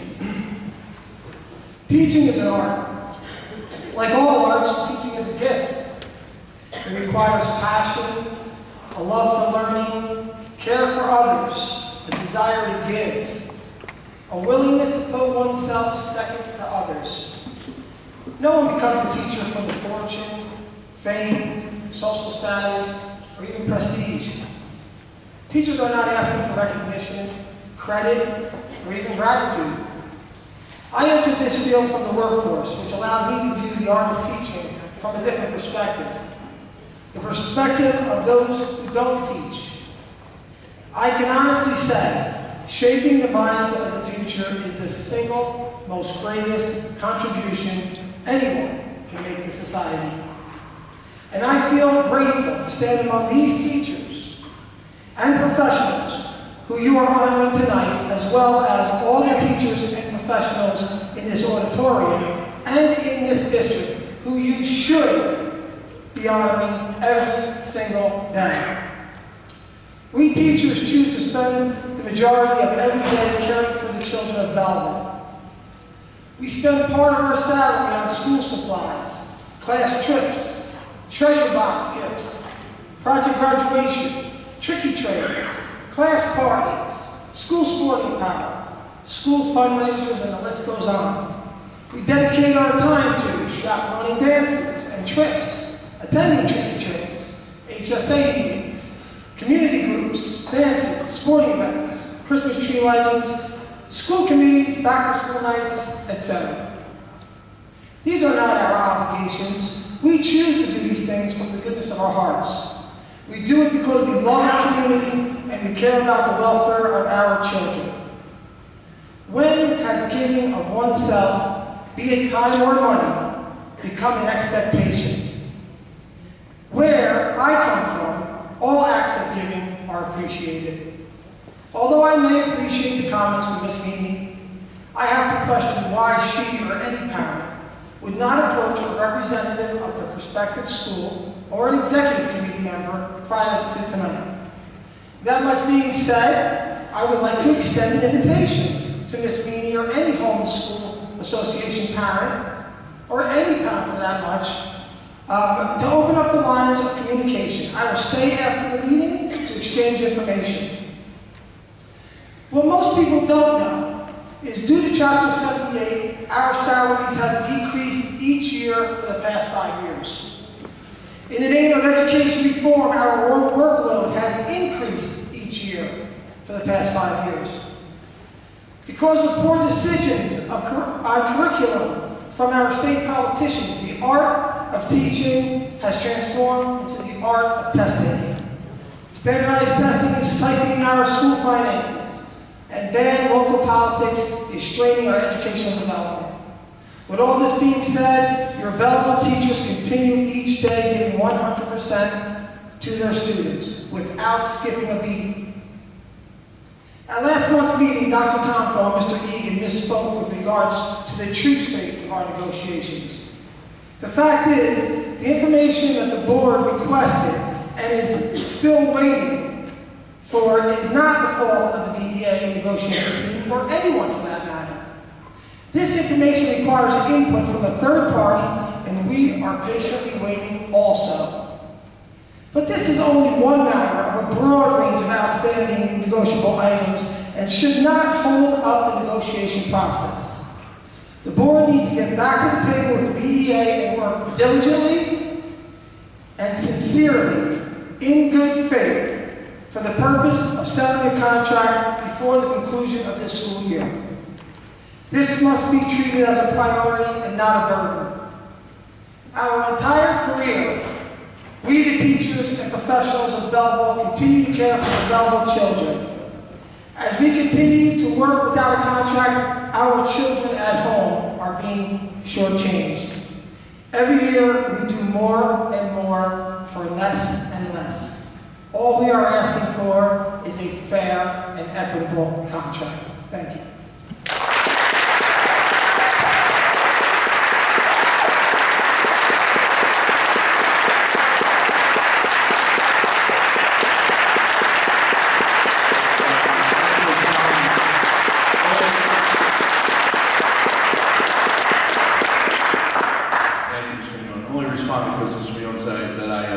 Misspoke last meeting. I did not do that. I will say again, we are in active negotiations. There are things that are happening on the outside that Mr. Mignon and myself cannot speak about. But it's called active negotiations. I mean, I've been negotiating for years. To me, this is probably the most fluid amount of time that I've met with any negotiating group. Do we have some of our differences? Of course we do. That's what negotiations is, but it's still active. And again, I will say that we are waiting for something from the NJEA through the BEA that is going to help negotiations move forward. That's it. We were promised it by the end of March, and we're still waiting for it. So again, I wouldn't say anything, but I did not misspeak. So thank you. Georgia, I'd like to... Excuse me, Mr. President. Since my name is mentioned, I would like to comment also. As a state manager, I would not allow the Board of Ed not to negotiate. They've been trying to negotiate. I'm not part of the negotiating team, but I monitor it because they are reaching out. The board is reaching out to negotiate. So this perception or the statements that are made that we're not negotiating are false. When, Mr. Egan, when have you reached out? I'm trying to find out how to chance to speak, so I don't know why. Well, so I'd like to know, when have you reached out? Because I have not heard anything. Sir, public comment is over. You're done. Okay, sir? So he can answer. You've had your chance to speak. I've given you a chance to speak, sir. You've had your time. Georgiana Polite, please come to the podium, state your name, your address, and your group affiliation.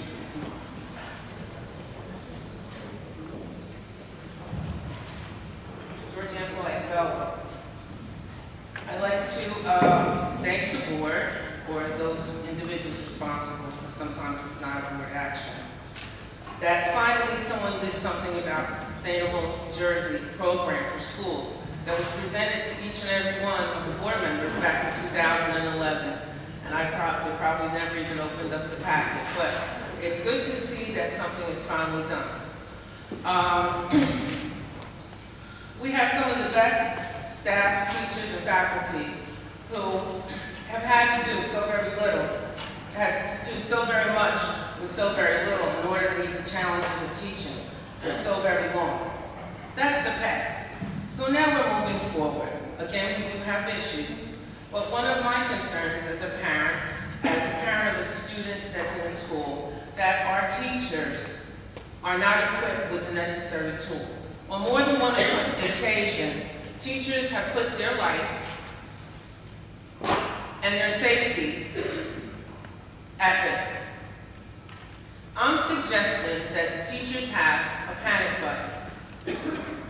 I don't know of anybody, except for law enforcement or something along those lines, where you're expected or subjected to not knowing when or if someone's going to verbally or physically attack you. Our children have so many challenges, some of which are mental, some of which are environmental, their family environment and things of that nature.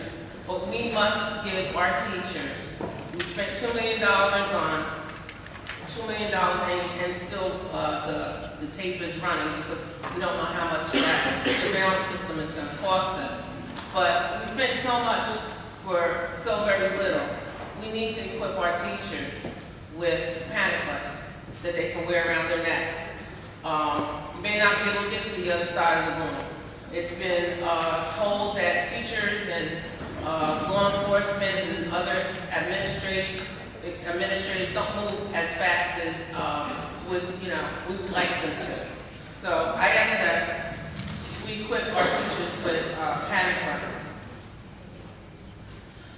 Mike Mignon talks about the decrease in teacher salaries, and rest assured, there's a significant increase in the salaries and creation of administrative jobs. Where are the parent liaison positions that I see in other schools? Where are the mentorship programs that I also see in other schools?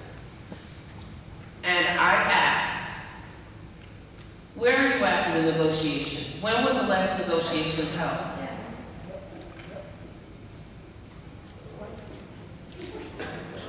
We'll get you that information. Is it because you don't have the information? Or you choose not to answer? Offhand, I don't have that date. I'm sorry, excuse me, I don't have it. Was it this month, last month? Were all parties present?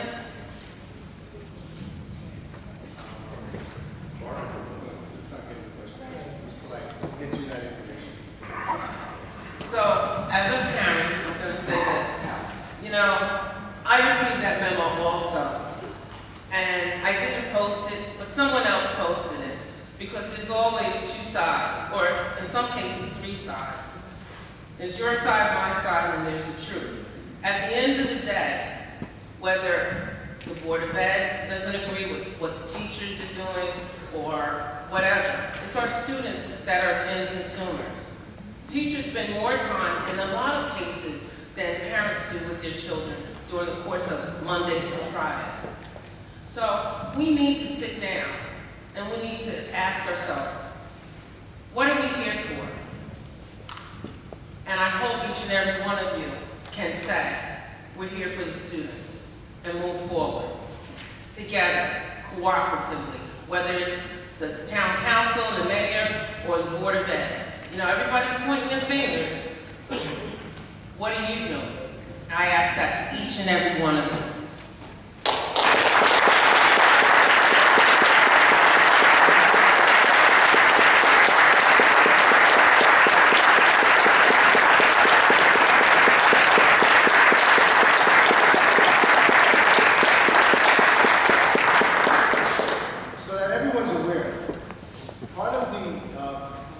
security program that was instituted by Clarity was panic button.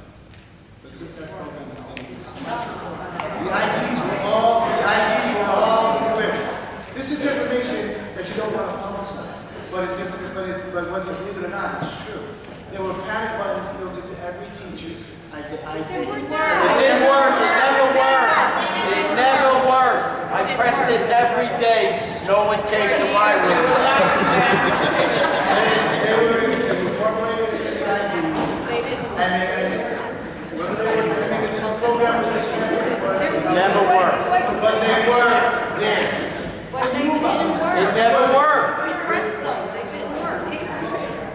A panic button that doesn't work is useless. Absolutely, I agree with you, but the program was never given a chance to work because it was dismantled.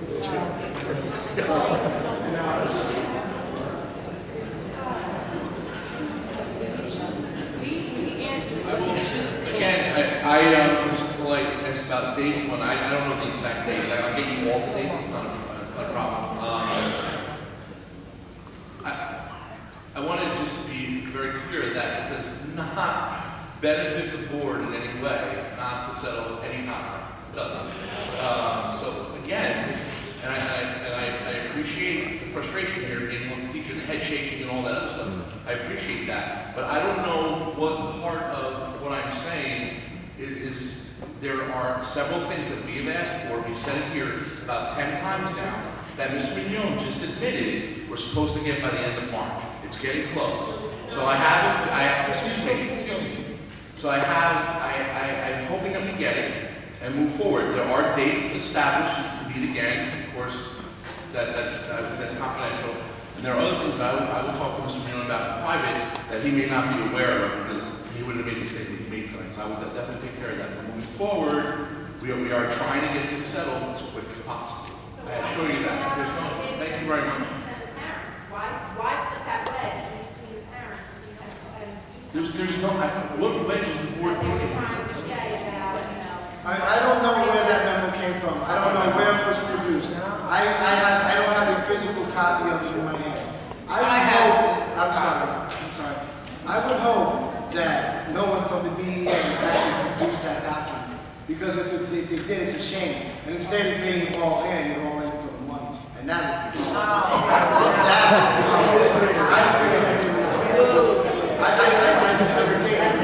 So without having proof where that came from, I can't speak to it now. I would hope that's not.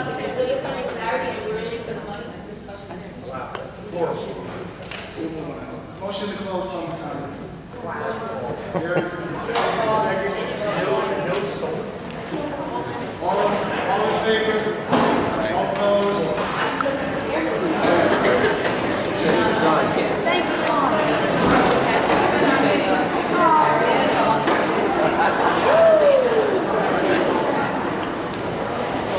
Jack's favorite night of the week. I said to him, I'm sorry. So you're not saying items, remarks, and committee reports to be presented by the board member. Mr. Milano. Excuse me. We're still conducting.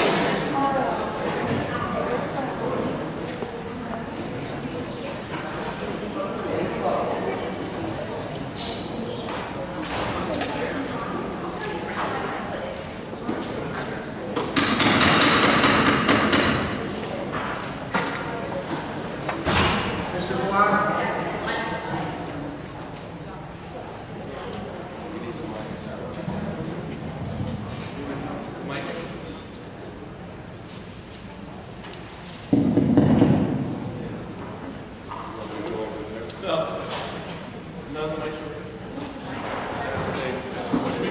Is there more volume on this mic up here?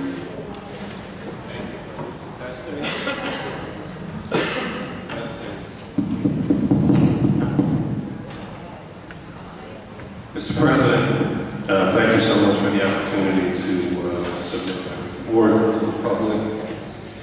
What I mean, I'd like to congratulate all the teachers who were recognized this evening. I, for one, have a warm place in my heart for all the teachers. And so I congratulate them.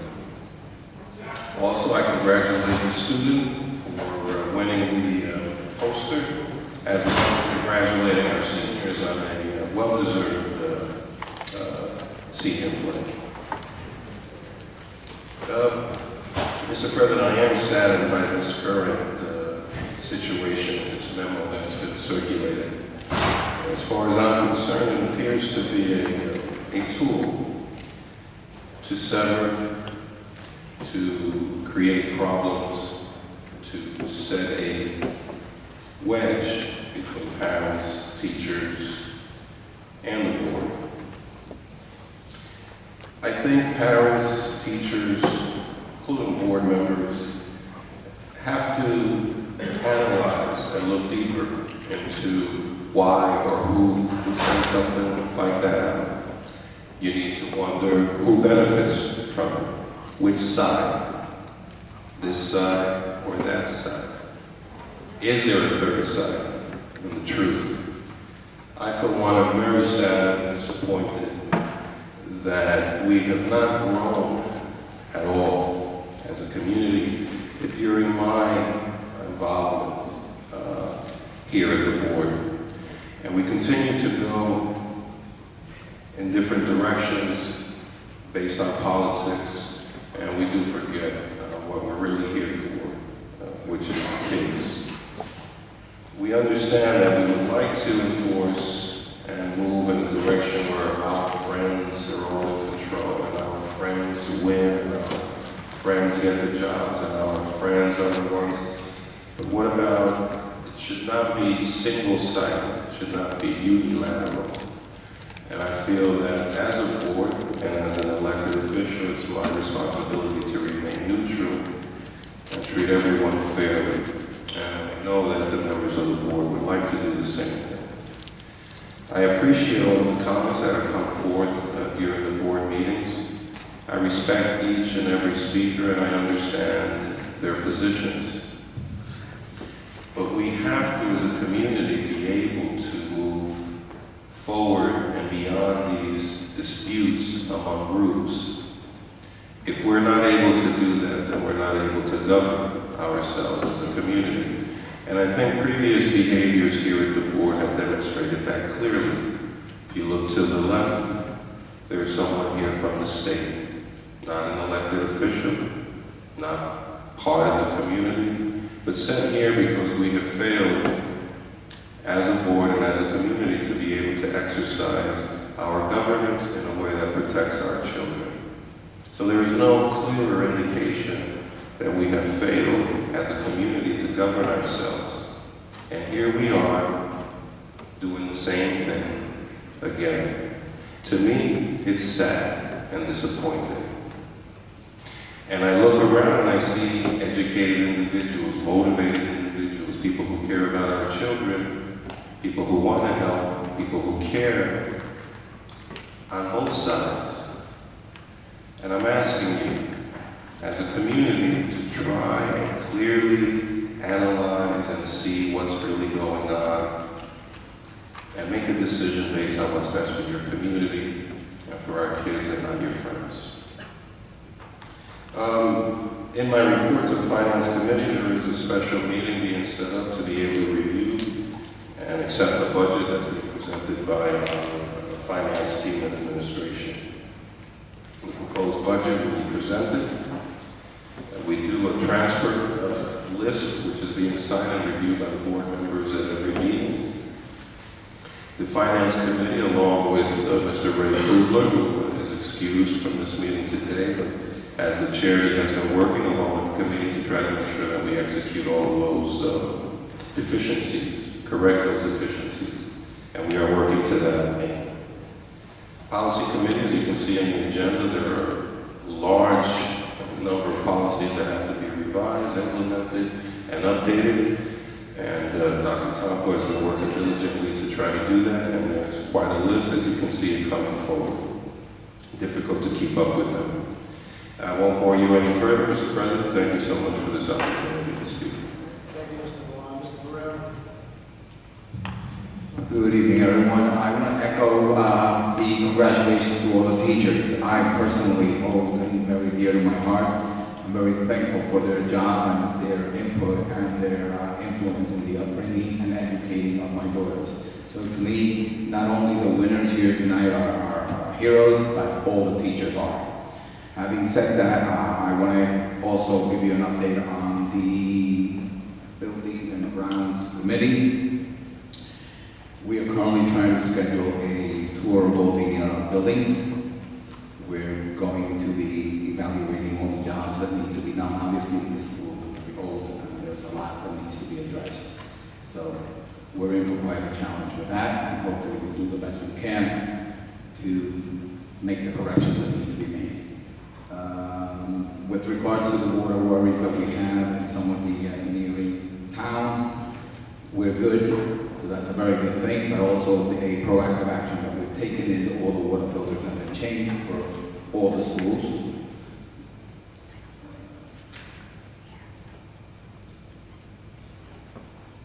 We are also in the process, as everyone knows, of working with the shared services with regards to the recycling issues between the town and the Board of Ed. We're making slow progress on that. One of the challenges that we're having is that although we are recycling, the pickup is being done and being commingled with the regular garbage. So we will be meeting with them and trying to address that and correct that. And that pretty much covers my statement for tonight. I also want to repeat again, thank you to all the teachers. Good thing we're not going to find. Thank you. Mr. Lambert?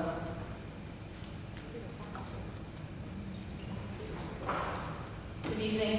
Can we give you a little update from Special Services?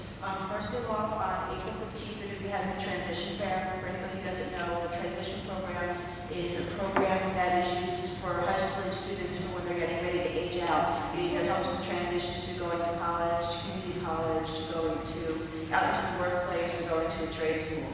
So there'll be a transition fair here, and the parents and students will be invited to come and meet some employers and some schools and whatnot to help them with that transition process. There was a survey that went home to all the special ed parents to gauge how the special services department is doing. 66% of them felt that they had thorough communication with the school. 59% said they felt they had access to the curriculum. 84% felt they had good communication with their caseworker. 94% felt they had good communication with their teachers. 66% said they had good communication with their administrators. 84% were happy with their transportation, and the 3 ways they felt the best to communicate with the staff and the teachers was through email, hard copy, and phone. So those were the results. Not bad overall. I attended the musical over the weekend. It was really, really good. Very surprised our students really did a good job, and it was definitely worth attending. Congratulations to the teachers, to Ms. Strano. She's responsible for my son and lots of other ones being out there on the road. And that's it. Thank you. Mrs. Torres? Good evening, everyone. I'd like to also echo the sentiments of my fellow board members and say congratulations to all the teachers and to our students. And thank you for all your hard work. I'd like to report that the grants committee meeting did meet Ms. Dolan, Dr. Guzmano, and myself, and we spoke about a couple of the things that have been happening here in Belleville having to do with grants. We've been using Title I funds for basic instructions, and one of the things that we're looking at, there's a vision to do is to have a STEM lab. Title II funds have been used for professional development for our educators and our administrators, and I think that's something that should be noted because we need to put back and give back to the educators, and that only makes them that much better and for our school district and our students. Grants, Title III funds have been used to provide supplies needed for professors to meet some of the objectives, which is for the ESL. They have been able to allocate $2,000 per school and have been able to provide 4 laptops per school, allowing our teachers the ability to complete computer-generated WIDA Access 2.0 testing, which is required testing. but it helps them to do it a lot quicker and more effectively by having the laptops. We've received $40,000 from the Perkins grant, and we have been able, by getting this money, we have been able to bring the culinary program back up to industrial professional standards. We have had equipment upgrades, new ovens, stainless steel cooking table, new washing machine, 3-compartment sink, and in 2016, 2017, we hope to be getting new air conditioners. We've also had really good news. The grant from Bruno Associates from New York Jets Eat Right and Move Right has been granted for $5,000. So that's good news. We have some pending grants with Smuckers, Sustainable Jersey for Schools, and as of today, we have requested from Bruno Associates a complete report showing how many grants have been received, how many pending grants there are, along with the names, applied amounts, and the estimated decision date. Once we get all that information, we'll be more than happy to share it with everyone. Thank you. Thank you. Mrs. Nolan. First, I want to congratulate all the teachers.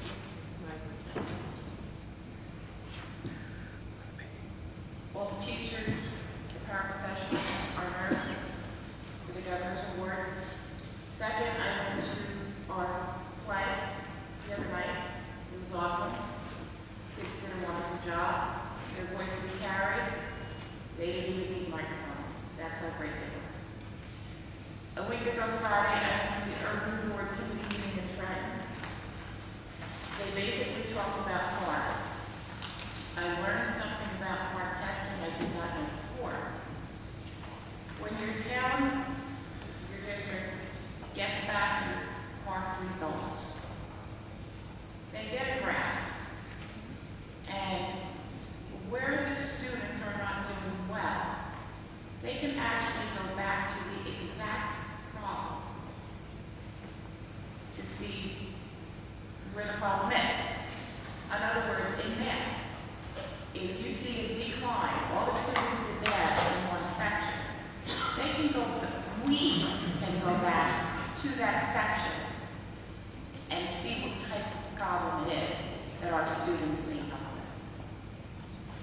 And I found it very informative. It was something I didn't know about the HART testing, and I think it's great that our educators will be able to check back, and our administrators, to see where we need reinforcement. Thank you. Thank you, Mr. Nolan. I'd like to congratulate all the Governor's Award recipients as well. Thank you for a job well done. On March 11th, the President of the Senate, Steve Sweeney, along with Senator Teresa Ruiz, came to Belleville, School Number 4, to visit our pre-K program, kindergarten program. The senators are working on a proposal for a grant that will provide money to districts to expand the program to a full-day program. Like currently it's a half-day program. And we look forward to working with senators and hopefully getting that passed so that we can expand our program here in Belleville. I think it would be a great idea. We know we need to reach our children at an early age when their brains will absorb the information like sponge, like those sponges they can be, and work with them very diligently. I was also able to attend the play the other night, and everybody's correct. It really was a great job by all. And that'll be it for me tonight.